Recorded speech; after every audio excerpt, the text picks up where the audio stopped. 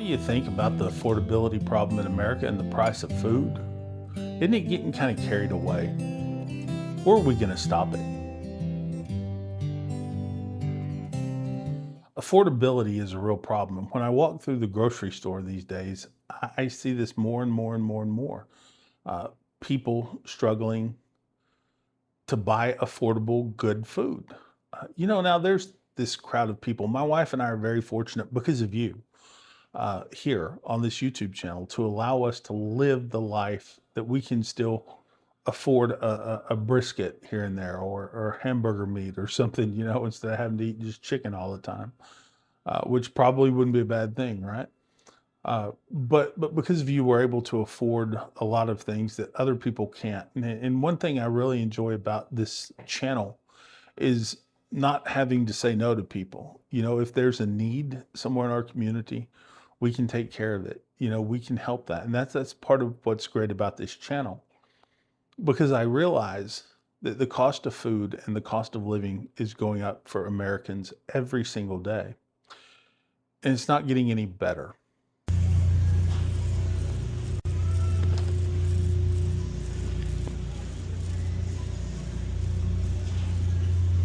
So what are we going to do about this cost of living? I mean, is there any way that we can bring the prices down, or have we just gone too far down the wormhole to turn back? Are we going to ask employers to raise wages? We could do that, but employers are already comfortable. A lot of them are comfortable with their way of life. And you're asking, look, if you raise wages, you're asking for a give and take. Somebody's going to give something, somebody's going to lose something. That's just the way it is.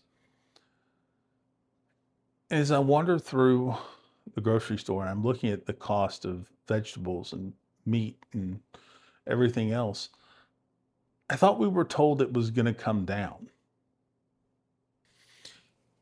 You know, I think I can remember a time when not too long ago when $100 at the grocery store would buy me quite a bit. And it would be pretty good. Now, $100 isn't much. I mean, $100 may buy you, a few things. If you look at it, shrinkflation is a huge thing, right? Remember you used to get a pound of coffee. Now you're getting 10 to 12 ounces of coffee for the same price. And the bag looks like it's the same price or the same size. That's a real issue. And it's called shrinkflation. And Americans are finding themselves victims of this. Frankly, I think it's a scam every single day. So what are we going to do about it? Well, you can vote.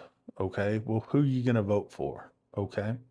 The Republicans said they were going to fix it. The Democrats kind of think they have an idea, but nobody's really enacting any plans to do this stuff. So what are you going to do? Are you making cuts to your budget?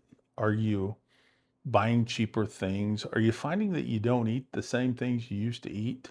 You're finding different ways to prepare things. Maybe this self-reliance thing is where it begins. Maybe we start doing more with less. I think this is the land of the free.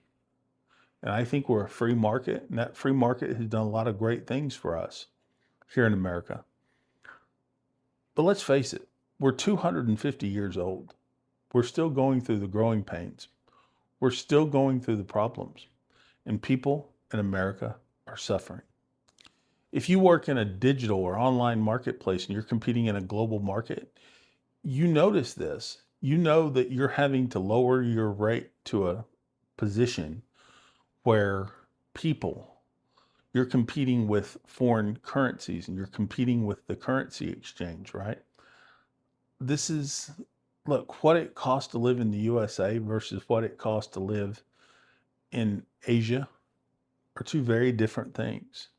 And so if you're competing in the global marketplace and you're trying to request a price that would help you sustain your life here in the USA, uh, man, are you? Are you able to compete at that point?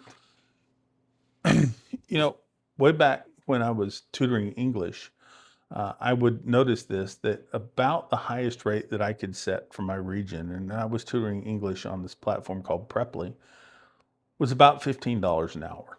Okay, by the time Preply took their cut out of it, I was getting $12 an hour. I learned pretty quickly that people in Brazil could afford $15 an hour. If I was trying to earn a living on $12 an hour US, right? That's tough. Now, $15 an hour US in Brazil is a stretch for some people down there. Here, barely buys me a coffee or, 4 gallons of gas, you know, depending on where I'm at and depending on the day. It doesn't buy you a lot, especially once the platforms take their fee out of it. And you begin to realize that $15 an hour, even while it's a stretch for some people, um, it's just not enough for the US because it costs so much to live here. Rents are going up. The cost of goods are going up. The cost of food is going up. The cost of services are going up. The cost of living is going up here in the USA. And I don't see anybody offering us any real solutions. And that's where the real problem lies. So I think it's going to be conversations between people like you and me, regular people, working on this affordability issue and working on the real cost of living issue. That's where we're going to start seeing changes. And that's where we're going to start seeing people come up with new ideas on how to live. So, how are you living in this new era? Are you being able to afford medicine? Are you able to afford food? When you wander through the grocery store, you wonder, looking at the price tags, buying generics. Are you wondering about shrinkflation? How's life for you? Now, if it's doing pretty good, I'm glad. My life is doing pretty good too, partly because of this YouTube thing. YouTube is a life changer for a lot of people. And I know it's a flash in the pan, and I know it's hard to do this, and it's hard to come up with ideas and topics and everything else to keep you engaged. But YouTube has been good for me. But I put in a lot of work on this thing, man. I'm a one-man operation because I can't even afford to break even to hire somebody to help. And that's okay. YouTube is good for me because it's changed our life, but it hasn't changed it that much. But are you resorting to a side hustle? Are you looking to something different? Are you looking for what ways are you adapting at home to this affordability crisis? Let's have a conversation about it. I really appreciate it. You guys are awesome. So, hey, my name's Matt. I'm just a guy here in Texas, and I appreciate you. And really, I do. I really appreciate you from the bottom of my heart. So please, if you're not subscribed, please click that button, click the bell, subscribe for me, will you? Come along on the journey, because this journey is really about people, and it's about what we can learn from each other. So thanks.